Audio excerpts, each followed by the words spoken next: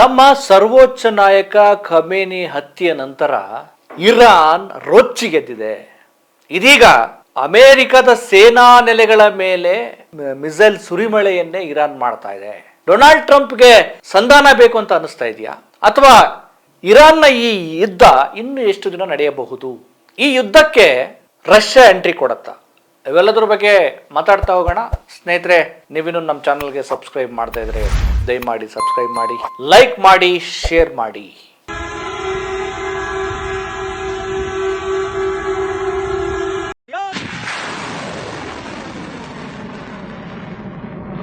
انجام شد. ناو هواپیمابر آبراهام لینکلن ارتش آمریکا با 4 فروند موشک کروز مورد حمله قرار گرفت. پس از حمله این ناو آمریکا از محل استقرار مأموریت خود به سمت جنوب شرق اقیانوس هند متواری شد. پایگاه دریایی السالم آمریکا در کویت در پی حملات اخیر کاملا از رده فعالیت خارج و 3 سازه زیرساختی دریایی محمد الاحمد آمریکا در کویت نیز منهدم شدند. پایگاه دریایی آمریکا در بندر سلمان بحرین مورد اصابت 4 فروند پهپاد قرار گرفته و خسارت شدیدی به مراکز فرماندهی و پشتیبانی آن وارد شده است. در ادامه حملات به اهداف دریایی دشمن متخاصم 3 نفتکش متخلف کشورهای آمریکا و انگلیس در منطقه خلیج فارس و تنگه هرمز مورد اصابت موشکی قرار گرفته و در حال سوختن است. محل استقرار نظامیان آمریکایی در بحرین با 2 موشک بالستیک و سایر پایگاه‌های آمریکایی در منطقه مورد حملات پی در پی قرار گرفتند که این حملات منجر به کشته و زخمی شدن 560 نظامی آمریکایی تا این لحظه شده است. ಮಧ್ಯಪ್ರಾಚ್ಯ ಕೆಂಡಾಗಿದೆ.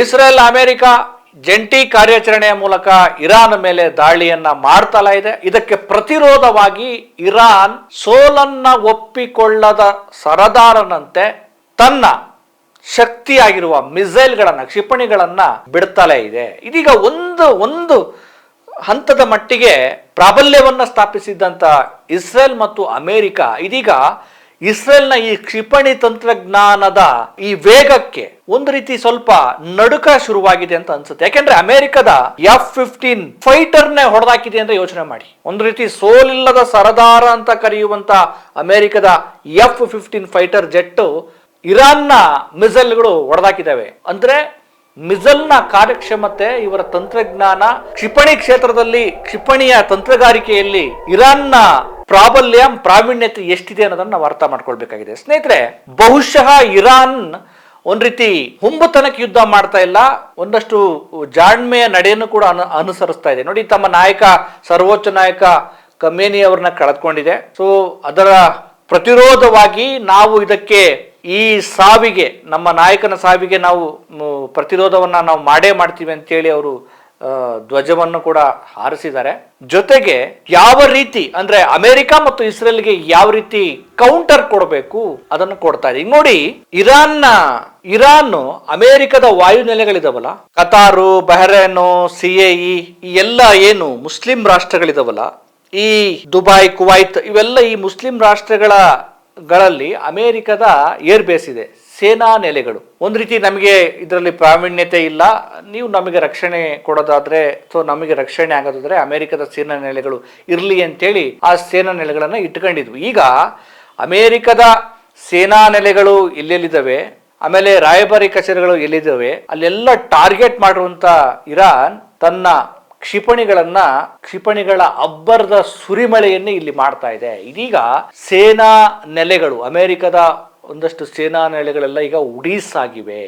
ಇರಾನ್ನ ತಂತ್ರಗಾರಿಕೆಯ ಒಂದು ಭಾಗ, ಒಂದು ಯುದ್ಧವನ್ನ ನಿಲ್ಲಿಸಿ ಅಂತ ಹೇಳಿ ಅಮೆರಿಕ ಮತ್ತು ಇಸ್ರೇಲ್ಗೆ ಒತ್ತಡ ಹಾಕ್ಲಿ ಅಂತ ಅನ್ನುವಂಥದ್ದು, ಜೊತೆಗೆ ಇವರೇನ್ ಸಪೋರ್ಟ್ ಮಾಡಲಿಲ್ಲ ನಮಗೆ ಅನ್ನೋದು ಇದ್ದೇ ಇದೆ. ಜೊತೆಗೆ ಇನ್ನು ಯಾವ ಮಟ್ಟಕ್ಕೆ ಇದು ಹೋಗಿದೆ ಅಂತಂದ್ರೆ, ವಿಶ್ವದ ಅತಿ ದೊಡ್ಡ ತೈಲ ಸಂಸ್ಕರಣಾ ಘಟಕ, ಆ ಒಂದು ಘಟಕದ ಮೇಲೂ ಕೂಡ ಈಗ ಇರಾನ್ ಮಿಸೈಲ್ ಅಟ್ಯಾಕ್ ಅನ್ನ ಮಾಡಿರುವಂತದ್ದು. ಅದು ಸ್ವಲ್ಪ ಡ್ಯಾಮೇಜ್ ಆಗಿದೆ ಅಂತ ಹೇಳಲಾಗ್ತಾ ಇದೆ. ಏಕಕಾಲಕ್ಕೆ ಡ್ರೋನ್ ಮತ್ತು ಮಿಸೈಲ್ ದಾಳಿಯನ್ನ ಮಾಡಿರುವಂತದ್ದು ಈ ಜುಬೈಲ್ನ ರಾಸ್ ತನುರಾ ಪ್ರದೇಶದಲ್ಲಿರುವಂತಹ ಘಟಕ ಇದು.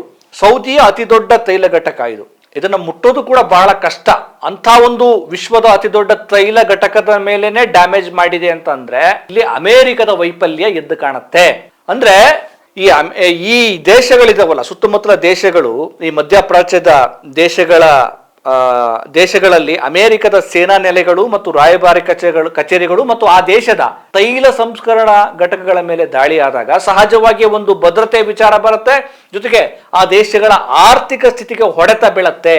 ಸೊ ಇದು ಬಿದ್ದ ನಂತರ ಈ ದೇಶಗಳು ಸಹಜವಾಗಿಯೇ ಅಮೆರಿಕದ ಮೇಲೆ ಮತ್ತು ಇಸ್ರೇಲ್ ಮೇಲೆ ತಮ್ಮ ಒತ್ತಡವನ್ನ, ಆತಂಕವನ್ನ ಹೇಳುವಂಥದ್ದು ಮತ್ತು ಯುದ್ಧವನ್ನ ನಿಲ್ಲಿಸಿ ಅಂತ ಹೇಳೋದು, ಜೊತೆಗೆ ಆ ದೇಶಗಳು ಕೂಡ ಏನು ಇದಾವಲ್ಲ, ಈ ದೇಶಗಳು ಮಧ್ಯಪ್ರಾಚ್ಯದ ಈ ಮುಸ್ಲಿಂ ದೇಶಗಳಿದಾವಲ್ಲ, ಈ ದೇಶಗಳು ಸಹಜವಾಗಿಯೇ ನಮಗೆ ಭದ್ರತೆ ಮತ್ತು ನಮ್ಮ ದೇಶದ ಆಂತರಿಕ ಸ್ಥಿತಿ, ಆಮೇಲೆ ನಮ್ಮ ದೇಶದ ಆರ್ಥಿಕ ಸ್ಥಿತಿಗೆ ಡ್ಯಾಮೇಜ್ ಆಗಬಾರ್ದು ಅನ್ನುವಂಥ ಯೋಚನೆ ಕೂಡ ಮಾಡುತ್ತವೆ. ಆ ಒಂದು ಹೊಡೆತವನ್ನು ಕೂಡ ಈಗ ಇರಾನ್ ಕೊಡ್ತಾ ಇದೆ. ಇದು ಕೂಡ ಇರಾನ್ನ ಒಂದು ತಂತ್ರಗಾರಿಕೆಯ ಭಾಗ. ಆದ್ರೆ ಅಮೆರಿಕ ನಮ್ದು ನೋಡಪ್ಪ, ನಾವು ಖಮೇನಿಯನ್ನ ಟಾರ್ಗೆಟ್ ಮಾಡಿದ್ವಿ, ಅದಾಯ್ತು, ಈಗ ನಾವು ಮಾತುಕತೆಗೆ ಸಿದ್ಧ ಇದ್ದೀವಿ ಅನ್ನೋ ತರದ್ದು ಮಾಹಿತಿಗಳು ಬರ್ತಾ ಇದ್ದಾವೆ. ಆದ್ರೆ ಇರಾನ್ನ ರಕ್ಷಣಾ ವಲಯದ ನಾಯಕರುಗಳಿಗೆ ಈಗ ಮಾತುಕತೆಗೆ ಮನಸ್ಸಿಲ್ಲ. ಅವ್ರಿಗೆ ಈಗ ಕಳೆದುಕೊಂಡಾಗಿದೆ. ನಾವು ನಮ್ಮ ಕೈಲಿ ಎಷ್ಟು ಸಾಧ್ಯವೋ ಅಷ್ಟು ನಾವು ಹೋರಾಟ ಮಾಡ್ತೀವಿ ಅಂತ. ಅಂದ್ರೆ ಈಗಾಗಲೇ ನಾವು ಕಳೆದುಕೊಂಡದ್ದು ಬಹಳ ಇದೆ, ಜೊತೆಗೆ ತಮ್ಮ ಸರ್ವೋಚ್ಚ ನಾಯಕನನ್ನು ಕಳೆದುಕೊಂಡಿದ್ದೇವೆ. ಯುದ್ಧ ಮುಂದುವರೆದ್ರೆ ನಮಗಷ್ಟೇ ಅಲ್ಲ, ದೊಡ್ಡ ದೊಡ್ಡ ಈ ದೇಶಗಳು ಆರ್ಥಿಕವಾಗಿ ಬಹಳ ಸಂಕಷ್ಟವನ್ನ ಅನುಭವಿಸ್ಲಿ. ಅಂದ್ರೆ ಕೇವಲ ಈ ಯುದ್ಧ ಸಾಮಗ್ರಿಗಳೆಲ್ಲ ಅಷ್ಟೇ ಅಲ್ಲ, ಆರ್ಥಿಕವಾಗಿಯೂ ದೇಶಗಳಿಗೆ ಸಂಕಷ್ಟ ಆಗುತ್ತೆ. ಒಂದು ಯುದ್ಧ ಅಂದ್ರೆ ಸುಮ್ಮನೆ ನಾವು ಅಂದ್ಕೊಳ್ಳೋದಲ್ಲ. ಆ ದೇಶದ ಆರ್ಥಿಕ ಸ್ಥಿತಿಗೆ ತೊಂದರೆ ಆಗುತ್ತೆ, ತೈಲ ನಿಕ್ಷೇಪಗಳು ತೊಂದರೆ ಆದ್ರೆ ಏನೇನೆಲ್ಲ ತೊಂದರೆಗಳಾಗ್ತವೆ, ಜಾಗತಿಕ ಮಟ್ಟದಲ್ಲಿ ಹಣದುಬ್ಬರದ ಸ್ಥಿತಿ ಏನಾಗುತ್ತೆ, ತೈಲ ಬೆಲೆ ಏರಿಕೆ ಏನಾಗುತ್ತೆ, ಆಮೇಲೆ ಆ ದೇಶದಲ್ಲೇ ಅಮೆರಿಕ ದೇಶದಲ್ಲೇ ಟ್ರಂಪ್ ವಿರುದ್ಧ ಅಪಸ್ವರ್ಗಗಳು ಮತ್ತೆ ಟ್ರಂಪ್ ವಿರುದ್ಧ ಅಸಮಾಧಾನಗಳು, ಏನಪ್ಪ ಬರೀ ಯುದ್ಧ ಮಾಡದೇ ಆಯ್ತು ಅಂತೇಳಿ ಕೇಳಿ ಬರ್ಲಿ. ಇದು ಕೂಡ ಇರಾನ್ನ ಒಂದು ತಂತ್ರಗಾರಿಕೆ ಆಗಿದೆ. ಬಹುಶಃ ಕ್ಷಿಪಣಿಯಲ್ಲಿ ತುಂಬಾ ಸಾಮರ್ಥ್ಯವನ್ನ, ಕ್ಷಿಪಣಿಯ ಕ್ಷೇತ್ರದಲ್ಲಿ ಮತ್ತೆ ಈ ಯುದ್ಧದ ಭಾಗವಾಗಿ ಬಹಳ ಮುಂದಿದೆ ಅಂತ ಕಾಣುತ್ತೆ ಇರಾನ್. ಹಾಗಾಗಿಯೇ ಅಮೆರಿಕ ಯೋಚನೆ ಮಾಡದ ರೀತಿಯಲ್ಲಿ ಕಲ್ಪನೆ ಮಾಡಿಕೊಳ್ಳಲು ಸಾಧ್ಯವಾಗದ ರೀತಿಯಲ್ಲಿ ಇರಾನ್ ಅಟ್ಯಾಕ್ ಮಾಡ್ತಾ ಇದೆ. ಈಗ ಒಂದ್ ರೀತಿ ತಲೆನೋವು, ಸುಮ್ಮನೆ ಇರ್ಬೋದಿತ್ತಲ್ಲ ಅಂತ ಅನಿಸ್ತಾ ಇದೆ ಅನ್ಸುತ್ತೆ. ಈಗ ಬಹುಶಃ ಗೊತ್ತಿಲ್ಲ ಇದನ್ನ ಯಾವ್ಯಾವ ಮಟ್ಟಕ್ಕೆ ಹೋಗುತ್ತೆ ಅಂತ. ಇವರು ಪ್ರತಿಕಾರವನ್ನ ತೀರಿಸ್ಕೊಳ್ತಾರ ಇರಾನ್ನವರು. ಮತ್ತೆ ಇರಾನ್ನ ಈ ಯುದ್ಧ ಕಂಟಿನ್ಯೂ ಆಗ್ತಾ ಆಗ್ತಾ ಆಗ್ತಾ ಜಾಗತಿಕ ಮಟ್ಟದಲ್ಲಿ ಆರ್ಥಿಕವಾಗಿ ಇರ್ಬೋದು, ತೈಲದ ವಿಚಾರದಲ್ಲಿ ಇರ್ಬೋದು, ಬಹಳ ಪಲ್ಲಟಗಳಾಗುತ್ತವೆ. ಜೊತೆಗೆ ಈ ಯುದ್ಧದಾಹಿ ರಾಷ್ಟ್ರಗಳಾಗಿರುವಂತಹ ಅಮೆರಿಕ ಮತ್ತು ಇಸ್ರೇಲ್ನ ಈ ರಾಷ್ಟ್ರ ನಾಯಕರಿಗೆ ಒತ್ತಡ ಕೂಡ ಹೆಚ್ಚಾಗುತ್ತೆ. ಮತ್ತೆ ಆ ದೇಶದ ಆರ್ಥಿಕವಾಗಿ ಸಂಕಷ್ಟವನ್ನು ಕೂಡ ಎದುರಿಸಬೇಕಾಗತ್ತೆ. ಇದು ನೋಡ್ಬೇಕು, ಕುತೂಹಲ ಮೂಡಿಸಿದೆ ಇನ್ನು ಯಾವ್ಯಾವ ಸ್ವರೂಪವನ್ನ ಇದು ಪಡೆದುಕೊಳ್ಳುವ ಸಾಧ್ಯತೆ ಇದೆ ಅಂತ. ಜೊತೆಗೆ ನೋಡಿ, ಈ ಏನು ಮುಸ್ಲಿಂ ರಾಷ್ಟ್ರಗಳು ಕೂಡ ಬೆಂಬಲ ಸೂಚಿಸಲಿದೆ, ನ್ಯಾಟೋ ಕೂಡ ಎಂಟ್ರಿ ಕೊಡುವಂತ ಸಾಧ್ಯತೆ ಇದೆ. ಅಲ್ಲಿಯೂ ಕೂಡ ಇವರು ಆ ದೇಶಗಳಿಗೂ ಕೂಡ ಕೌಂಟರ್ ಕೊಡುವ ಕೆಲಸವನ್ನ ಮಾಡ್ತಾ ಇದ್ದಾರೆ. ಬಹುಶಃ ಇರಾನ್ ತುಂಬಾ plan A, plan B, plan C ಮಾಡ್ಕೊಂಡಂಗೆ ಕಾಣುತ್ತೆ. ಅದು ಏನು ತರಾತುರಿಯಲ್ಲಿ ಯುದ್ಧಕ್ಕೆ ಇವ್ರೇನು ಸಿದ್ಧರಾಗಿಲ್ಲ. ಈ ಹಿಂದೆನೂ ಕೂಡ ಯುದ್ಧ ಆಗಿತ್ತು, ಇಸ್ರೇಲ್ ಇವ್ರ ಮೇಲೆ ದಾಳಿ ಮಾಡಿತ್ತು. ಆದ್ರೆ ಈ ಸಲ ಯುದ್ಧ ಆದ್ರೆ ನಾವ್ ಏನೆಲ್ಲ ಯಾವ್ಯಾವ ರೂಪದಲ್ಲಿ ಪ್ಲಾನ್ ಮಾಡ್ಕೋಬೇಕು ಅಂತೇಳಿ ಬಹುಶಃ ಪೂರ್ವ ತಯಾರಿಯನ್ನ ಇರಾನ್ ಮಾಡ್ಕೊಂಡಂಗೆ ಕಾಣುತ್ತೆ. ಯುದ್ಧ ಯಾರಿಗೂ ಒಳ್ಳೇದಲ್ಲ, ಆದ್ರೆ ಅಗತ್ಯವೇ ಇಲ್ಲದೆ ಇರೋ ಒಂದು ಸಾರ್ವಭೌಮ ದೇಶದ ಮೇಲೆ ಅಟ್ಯಾಕ್ ಮಾಡಿ ಆ ನಾಯಕನನ್ನ ಕೊಂದು ಮತ್ತೆ ನಾವು ಮಾತುಕತೆಗೆ ರೆಡಿ ಇದೀವಿ ಅಂತ ಹೇಳುವಂತ ಈ ಯುದ್ಧದಾಹಿಗಳ ಹುಚ್ಚಾಟಕ್ಕೆ ವಿಶ್ವದ ಬೇರೆ ಬೇರೆ ದೇಶಗಳು ಬೇರೆ ಬೇರೆ ರೀತಿಯ ತಲ್ಲಣಗಳನ್ನ ಅನುಭವಿಸುವ ಸಂದರ್ಭ ಇದು ಬಂದಿದೆ. ಬಹುಶಃ ಈ ಯುದ್ಧಗಳು ನಿಲ್ಲಬೇಕು. ಈ ಟ್ರಂಪ್ನಂತ, ನೆತನ್ಯಾಹು ಅಂತ ಈ ಯುದ್ಧ ವ್ಯಾಪಾರಿಗಳ ಹುಚ್ಚುತನಕ್ಕೆ ಬ್ರೇಕ್ ಹಾಕುವಂತ ವ್ಯವಸ್ಥೆಗಳು ಕೂಡ ಬರಬೇಕು. ರಷ್ಯಾ ಬೆಂಬಲ ಕೊಡುತ್ತಾ? ರಷ್ಯಾ ಯಾಕೆ ಈ ಸಂದರ್ಭದಲ್ಲಿ ಸುಮ್ಮನೆ ಕಾದು ನೋಡ್ತಾ ಇದೆ? ಅದಕ್ಕೇನಾದ್ರೂ ಯಹೂದ್ಯರ ಮೇಲಿನ ಪ್ರೀತಿನ, ತನ್ನ ಪೂರ್ವಿಕರು ಇಸ್ರೇಲ್ ಅಲ್ಲಿ ಇದ್ದಾರೆ, ಹಾಗಾಗಿ ನಾನು ಅವ್ರ ಮೇಲೆ ದಾಳಿ ಮಾಡಿದ್ರೆ ನನ್ನದೇ ಮೂಲ ಜನರ ಮೇಲೆ ದಾಳಿ ಮಾಡ್ದಂಗೆ ಆಗುತ್ತೆ ಅಂತ ಏನಾದ್ರು ಯೋಚನೆ ಮಾಡ್ತಾ ಇದೆಯಾ ಗೊತ್ತಿಲ್ಲ. ತುಂಬಾ ಕುತೂಹಲ ಮೂಡಿಸಿದೆ. ಕುತೂಹಲ ಕತೆ ಅಷ್ಟೇ ಇರಲಿ, ಆದರೆ ಜನರ ಬದುಕು ಹಾಳಾಗ್ತಾ ಇದೆ. ನೂರಾರು ಜನ, ಲಕ್ಷಾಂತರ ಜನ ಸಾವಿಗೀಡಾಗ್ತಾ ಇದ್ದಾರೆ. ಆರ್ಥಿಕವಾಗಿ ಬಹಳ ತಲ್ಲಣಗಳು, ಪೆಟ್ಟುಗಳಾಗುತ್ತೆ. ಜನಸಾಮಾನ್ಯರ ಬದುಕು ಬರ್ಡನ್ ಆಗುತ್ತೆ. ಕನ್ನಡಿಗರು ಅಲ್ಲಿ ಸಿಕ್ಕಾಕೊಂಡು ಒದ್ದಾಡ್ತಾ ಇದ್ದಾರೆ. ಯುದ್ಧ ಅನ್ನೋದು ಕೇವಲ ಅದು ರೋಚಕತೆ ಅಷ್ಟೇ, ಆದರೆ ಅದು ಬರ್ಬರತೆ ಇದೆ, ಅಲ್ಲಿ ಹಿಂಸೆ ಇದೆ, ಜೀವಹಾನಿ ಇದೆ. ಹಾಗಾಗಿ ಅಂತಿಮವಾಗಿ ಯುದ್ಧಗಳು ನಿಲ್ಬೇಕು, ಮಾನವೀಯತೆ ಅರಳಬೇಕು. ನೋಡೋಣ ಇದು ಯಾವ್ಯಾವ ಸ್ವರೂಪವನ್ನು ಪಡೆದುಕೊಳ್ಬಹುದು. ಈ ಟ್ರಂಪ್ನಂತ ನಾಯಕರಿಗೆ ಈ ಯುದ್ಧದಾಹದ ಹುಚ್ಚು ಯಾವಾಗ ಹೋಗುತ್ತೋ ಗೊತ್ತಿಲ್ಲ. ಅದಕ್ಕೆ ಬ್ರೇಕ್ ಹಾಕುವ ದಿನಗಳು ಯಾವ ರೀತಿ ಬರ್ತವೋ ಮತ್ತು ಜಾಗತಿಕ ನಾಯಕರು, ಜಗತ್ತಿನ ಬೇರೆ ಬೇರೆ ದೇಶಗಳು ಯಾವ ರೀತಿ ಯೋಚನೆ ಮಾಡ್ತಾವೋ, ಯೋಚನೆ ಮಾಡಲೇಬೇಕಾಗಿದೆ. ಇಂಥ ಯುದ್ಧ ದಾಹಕ್ಕೆ ಕೊನೆ ಆಡಲೇಬೇಕಾಗಿದೆ. ನೋಡೋಣ ಮುಂದಿನ ದಿನಗಳು ಯಾವ್ಯಾವ ಸ್ವರೂಪವನ್ನು ಪಡೆದುಕೊಳ್ತವೆ ಅಂತ. ಮತ್ತೊಂದು ವಿಶೇಷ ಸ್ಟೋರಿಯೊಂದಿಗೆ ನಿಮ್ಮನ್ನು ಭೇಟಿ ಮಾಡ್ತೀನಿ. ನಮಸ್ಕಾರ.